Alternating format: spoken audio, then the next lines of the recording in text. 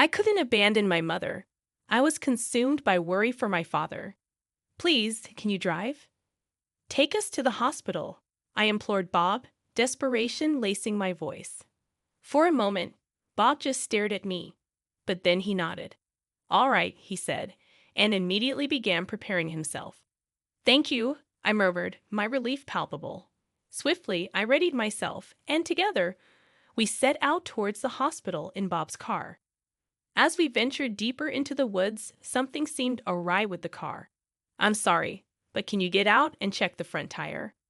Bob requested. Obliging, I stepped out, shutting the passenger door behind me.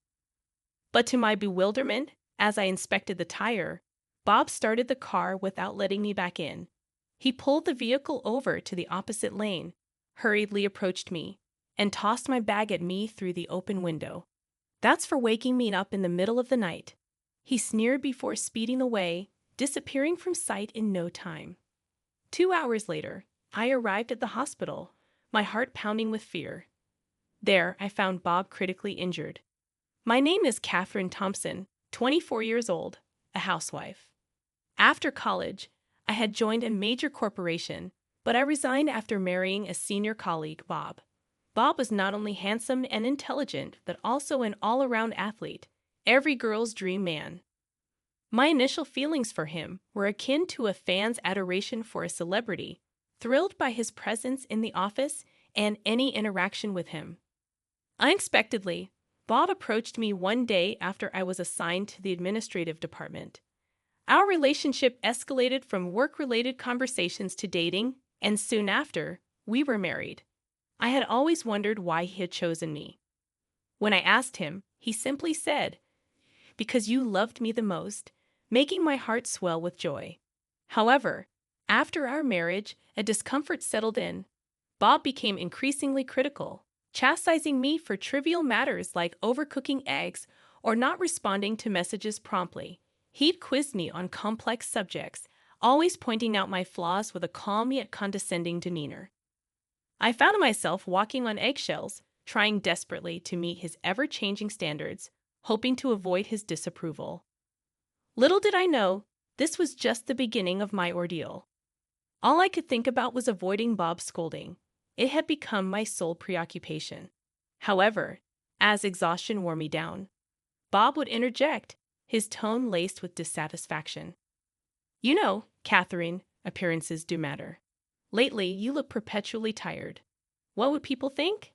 You should always present yourself at your best as my wife, he'd admonish. He insisted on buying me expensive clothes, makeup, and spa treatments. Ironically, the one thing I didn't need to worry about was money, thanks to Bob's wealth. I strained my nerves to meet his demands, trying to enhance my appearance.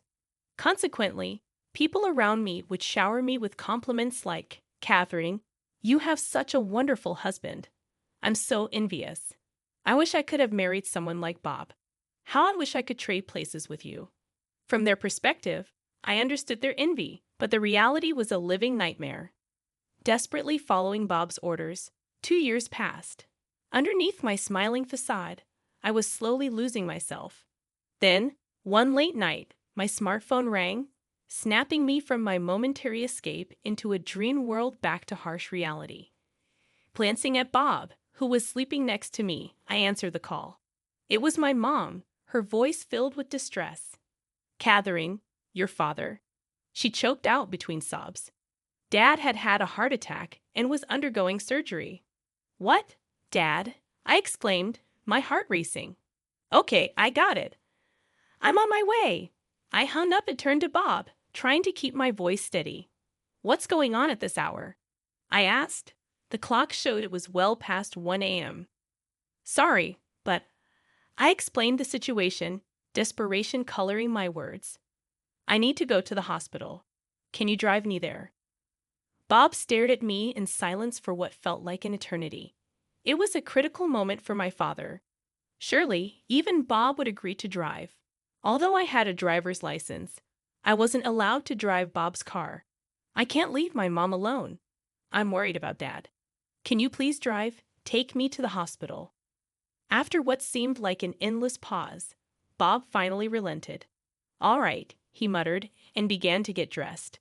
Thank you, I said, gratitude washing over me. I quickly prepared myself, and soon we were on our way to the hospital in Bob's car. The hospital was only about 7 to 8 miles away, a mere 10 to 15 minutes drive by car. The main road offered a direct route to the hospital, but Bob chose to take a detour onto a side road, claiming it was faster because it was the middle of the night. I'm grateful you're trying to get me there quickly, I said, appreciating his concern. Despite his harshness, I believed deep down that he cared for me. After driving down the side road for a while, we entered a wooded area. I remembered Bob mentioning that this route was more scenic during our drives. Suddenly, Bob stopped the car, and I got out as he requested, closing the passenger door behind me. But then, to my shock, Bob started the car without me inside. It moved a short distance forward, then reversed, turned around, and came back to where I stood, utterly bewildered.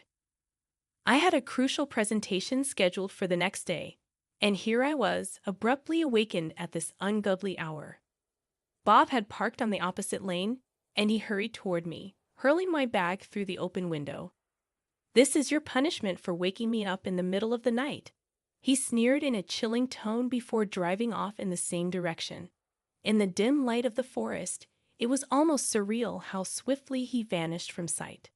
The location was within a not-so-deep forest, and the clock was inching towards 2 a.m. Most people might have felt helpless or even broken down in such a situation. But oddly, I felt a strange sense of relief. I kept walking straight toward the hospital, a distance of about 6 miles. All I could think about was reaching my parents as quickly as possible. Bob's angry face was the last thing on my mind. When he'd thrown that bag at me, I had nearly broken down in tears, wondering what I had done to deserve such treatment. But in my confusion, Bob's words echoed in my mind. It's punishment for waking me up in the middle of the night. If it were some trivial reason, it would be my fault. But what if my father-in-law was in critical condition, undergoing emergency surgery, and my mother-in-law was anxiously waiting? Bob seemed utterly indifferent to my need to be with them. His actions were far from normal. I had once imagined Bob as a prince from a fairy tale, living a dream by marrying him. But that dream had transformed into a nightmare. The real-life prince turned out to be selfish, admitting he married me because I was his biggest admirer, an easy person to manipulate. I had believed I was loved and chosen by him, striving to be a good wife. But now I no longer cared. In that forest, I found my freedom. I couldn't go back to that cage, nor did I have any intention to. As I walked hastily through the forest, my mind was filled with thoughts of liberation from the superficiality of Bob's existence. After about 2 hours of walking, I finally reached the hospital.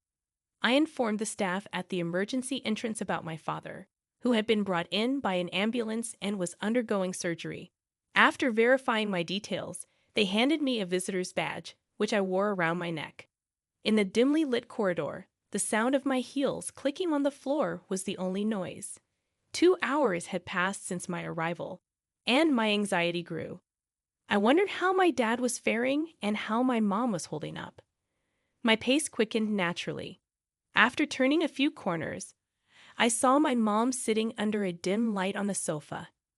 "Mom," I called out, and she looked up, tears streaming down her face. An unsettling feeling settled in my chest. "Is something wrong with Dad?" I asked, sitting down next to her. No, she reassured me. "I just felt relieved seeing your face. Your dad is still in surgery." You startled me. A surge of blood rushed from my heart, draining me of all strength. After what felt like an eternity, the lights in the operating room finally dimmed. The surgeon emerged, delivering the news we desperately awaited. The operation had been successful. Although it would take time for my father's condition to stabilize, the immediate danger had passed. My mother and I cried tears of relief together. In the solemn corridors of the hospital, we followed as my father was transferred to the ICU on a stretcher, his face peaceful in slumber. There was nothing more we could do but wait for him to wake up and recover. It was essential to ensure my mother got some rest. I couldn't help but feel anger at Bob, thinking about the lonely hours my mother had endured before my arrival. I led my mother to the vending machine area, buying her a warm tea. "Here, drink this to calm down," I said, handing her the cup. "Thank you," she said, sipping her coffee. Her calmness brought me a sense of relief too. We sat in the coffee area, the soft glow of dawn illuminating our surroundings. Suddenly, a nurse approached us. "Excuse me, are you Catherine Thompson, Bob Thompson's wife?" she inquired. I nodded in confirmation. She explained that my husband had been brought in around 2 a.m. the previous night, and they had been trying to contact me without success. I hastily checked my phone, realizing I had muted it, thinking I'd be at the hospital shortly. There were several missed calls from an unknown number, which turned out to be the hospital's. Bob had provided both our home and mobile numbers, expecting me to follow him home. He likely never anticipated that I would walk over 6 miles alone to the hospital through the woods. I explained my father's situation and apologized for missing the calls. The nurse then updated me about Bob. After leaving me behind, he had an accident on his way home.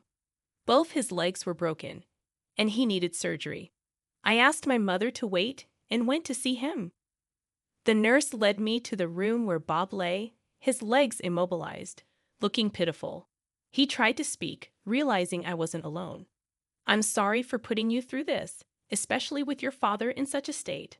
I'm glad you came," he said, offering an apologetic smile. As the nurse left, Bob's tone changed. "Where the hell have you been?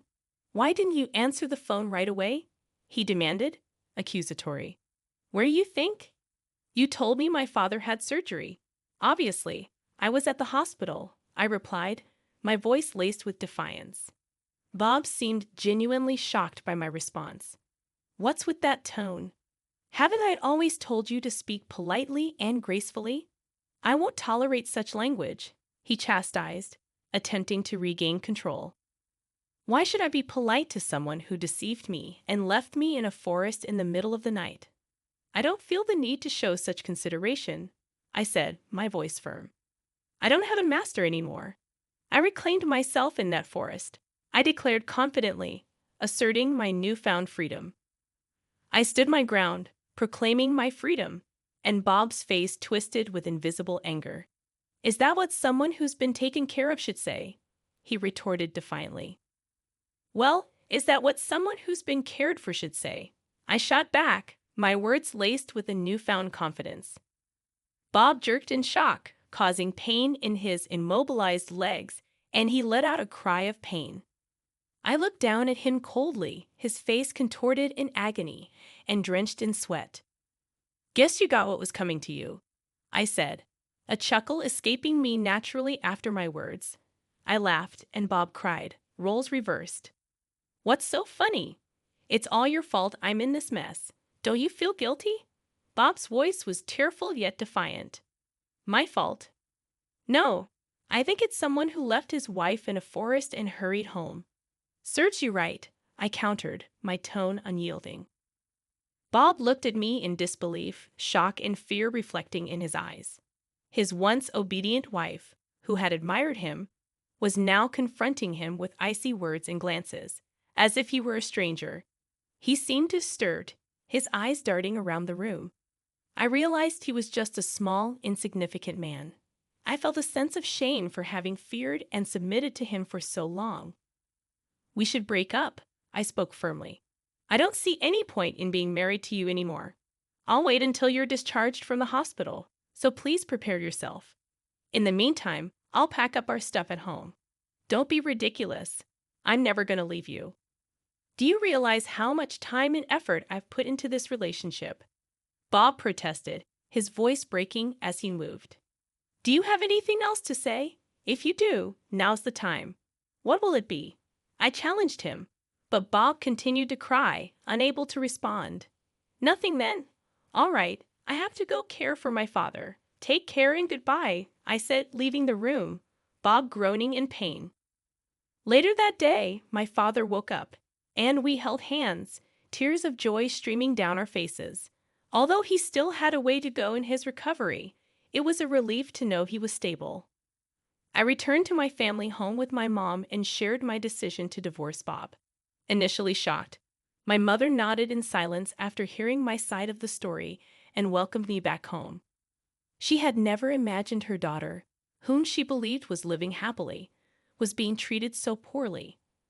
I cried at her understanding and for making them worry, weeping until I began preparations for the next step. First, I started looking for a lawyer experienced in divorce cases, which proved surprisingly easy due to a friend's connection in a law firm. I met with a few lawyers and decided on a female attorney who had helped many women like me suffering from emotional abuse. I gained an experienced and powerful ally. Just when Bob was in the hospital, I organized my belongings and prepared to leave the house. The challenge was to prove Bob's fault, which surprisingly turned out to be easy. When Bob had an accident and was questioned by the police, he told them I had an accident on my way back from dropping off my wife at the hospital where she wanted to be with her father, who was undergoing an emergency operation. However, his story seemed off. After all, I arrived at the hospital 2 hours after Bob's accident. When asked where he was and what he was doing during that time, I honestly told them everything, including being abandoned in the forest late at night. At first, the police were shocked, but as they listened, they began to suspect it was malicious abandonment. Many people, not just the police, but also those involved with insurance, his company, and others, eventually found out the truth. Every time Bob made mistakes, I was grateful. In this way, I was able to prove how much Bob had belittled, neglected, and hurt me during our 2-year marriage. He was deemed at fault due to emotional abuse, although it was a short marriage of only 2 years, and I never had to worry about finances. I was able to secure a satisfactory amount in alimony and divorced Bob. After the divorce, I returned to my family home and took care of my father for a while. Fortunately, my father's recovery was smoother than expected, and he seemed to be getting back to his regular life without any lingering effects. His workplace even told him he could return after a brief hiatus, and he was deeply grateful for that stroke of luck. Luckily, I got a job at the law firm that assisted me during my divorce. Thanks to a friend's recommendation and the lawyer who had seen my true nature during my interactions with Bob, the hiring process went smoothly. Thus, our family of 3 was slowly moving forward. Bob had completely lost his trustworthiness since our divorce. No matter how good-looking or elite he might be, he was now recognized as a terrible person who couldn't treat others properly. It seemed like no one wanted anything to do with him anymore. A former colleague reached out, wanting to talk. Apparently, after Bob recovered from his injuries and returned to work, he was spreading the story that I was a terrible woman who abandoned him when he was injured. Despite many people already knowing the real reason for our divorce, I was astounded at how much he underestimated me. So, I asked my lawyer to send him a formal notice threatening to sue for defamation if he didn't correct his story. My friends also shared the real story, and those who were about to believe Bob's version now recognized him as a lying emotional abuser. Well, he still seemed to have his job because he was competent, but I wondered how long he could keep it up in such a hostile environment. Right now, I wasn't ready to look for someone new, but I wanted to find someone who truly cared for me next time. I wanted to show my parents a genuinely happy version of myself. For that day, I would keep my head held high and continue moving forward.